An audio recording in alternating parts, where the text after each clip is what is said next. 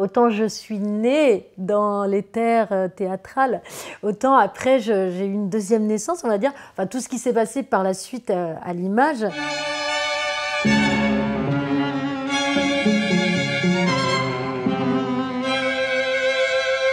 Bah oui. Moi avec Vincent Macaigne, dans le film de Guillaume Braque.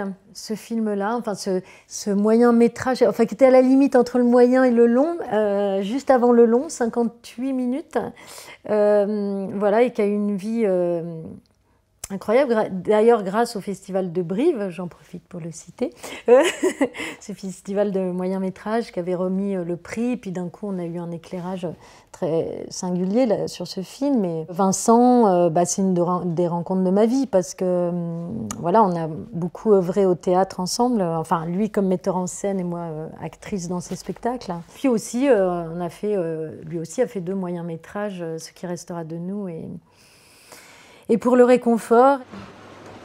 Et vous êtes de Paris? Oui, enfin juste à côté, à Asnières.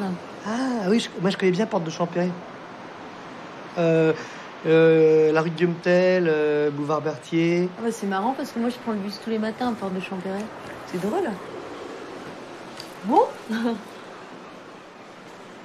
Bah là évidemment, mon idole, Michel Serrault. C'est vraiment un acteur que j'adore. En plus, j'adore que vous ayez pris cette photo parce que là, il a vraiment le masque de tragédie, quoi. Parce que c'est ça que j'adore chez lui, c'est qu'on est au bord d'une vie très haute en couleur et puis de la tragédie, quoi. Et par exemple, dans 3 heures moins le quart avant Jésus-Christ, je me souviens, à un moment donné, il y a une scène où il va dans une espèce de boîte secrète gay. Et en fait, il rentre et il a un regard où juste... il est César, hein, donc voilà.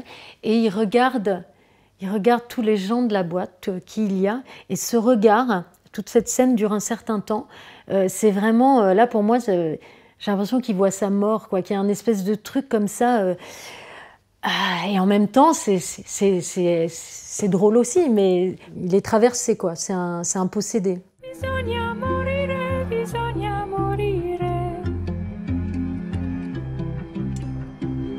Tout est écrit, hein, mais parfois ça peut arriver qu'on rajoute comme ça 1 ou 2 petites phrases. À un moment donné, Noé Habitat, qui joue ma fille, elle me fait « mais t'es complètement hystérique » et j'avais rajouté cette phrase « je suis pas hystérique, je suis en colère ».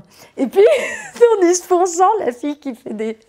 En fait, à un moment donné, pareil, il y a le nouveau patron là, de Mathias, dans l'histoire, qui dit, je l'engueule à moitié, je m'en vais, puis il dit, putain, elle est complètement hystérique. Et donc, j'ai dit à Marc Fitoussi, est-ce que je peux rajouter cette phrase? Mais j'ai déjà dit là, il me fait, bon allez, mais oui, tout ça. Et donc, voilà. Et là, ce qui est drôle, c'est que j'ai plusieurs personnes qui me parlent de cette phrase, donc ça me fait énormément plaisir. Voilà. Non mais tu te rends compte? Ah bah c'est un bébé! C'est un bébé, putain! Toi tu la laisses toute seule pendant des heures! Mais t'es complètement malade ou quoi? Mais vous pouvez pas s'échapper, il est dans sa cage! Allez, va dans ta chambre! Non mais ça va pas, non! Faut pas être hystérique comme ça, hein! Allez, va dans ta chambre! Mais qu'elle a gardé toi ta gosse! Je suis pas hystérique, je suis en colère! Idiote! Léa, c'est quelqu'un qui est très organique, quoi, dans ce qu'elle écrit. Il y a quelque chose de très sauvage, très brut, très... enfin, ces personnages féminins sont géniaux, quoi. Moi, j'ai adoré tourner avec elle. J'aimerais bien renouveler l'expérience.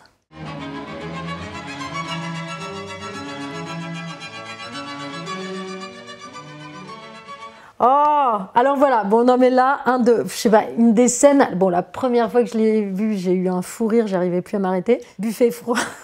Donc là c'est la scène où donc il y a Gérard Depardieu, Bernard Blier et Jean Carmet qui sont à la campagne. Et donc déjà c'est très drôle puisque ça commence sur un plan large où on voit qu'il fait soleil et eux ils se mettent dans l'ombre de la maison. Donc voilà, et ils sont dans leur transat et ils n'arrêtent pas de râler. Toute la scène, c'est que des trucs cultes qui s'enchaînent. À mon avis, ça vient du bois. Qu'est-ce qu'il a, le bois? Il est humide. Tout est humide. J'ai jamais vu un coin aussi humide. Le soir, quand je me couche, mes draps sont humides. Le matin, quand je me réveille, je peux plus arquer, j'ai qu'une douleur. Tu parles d'une cure, je moisis. Faudrait venir l'été. J'adore ce réalisateur. Les valseuses, pour moi, il y a une des plus belles scènes, enfin Jeanne Moreau dans ce film, je trouve ça extraordinaire. Il y a cette réplique magnifique où elle dit, ils l'emmènent manger, tout ça, puis ils lui font doucement, prenez votre temps. Puis elle fait, pourquoi? Et il fait, non mais prenez votre temps. D'accord, vous avez raison. Puis elle continue à manger, elle fait, ça vous dirait de coucher avec une vieille? Oui. Mais je vois pas de vieille ici. T'en vois une, toi?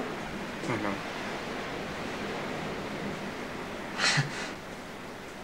Bon, bah voilà, une autre rencontre de ma vie. J'adore cette photo de Nicolas Maury, donc.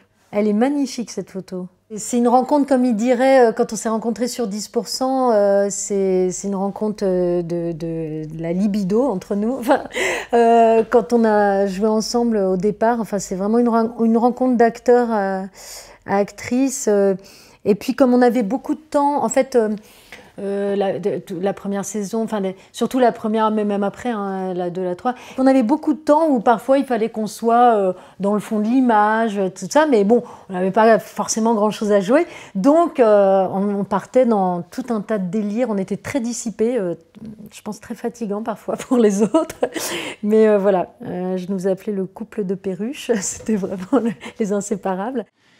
Mais tu sais, je suis triste pour toi, mais tu vas te relever. Sylvie, tu vas te relever. Mais attends, de quoi tu parles là? Non, non, attends. Moi, je parle de Mathilde, là, je parle pas... Il est touchant quand même, non? Mais attends, tu l'as tellement bien dit que je savais plus si tu jouais pas. Tu découvres le jeu, alors. C'est ça.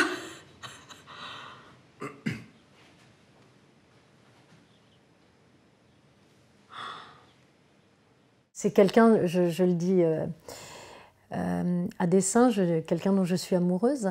Je dis amoureuse parce que dans cette première version d'Émergence, mon personnage, à un moment donné, était complètement en dépression et lui chantait amoureuse comme ça, mais avec un espèce de truc complètement dépressif. Mais ce qui était marrant, c'est que après, je me suis retrouvée à chanter amoureuse. Enfin, Caroline Vignal avait mis cette chanson, mais sans rien savoir de tout ça, quoi. C'est drôle, parfois, les choses comme ça, comme elles circulent.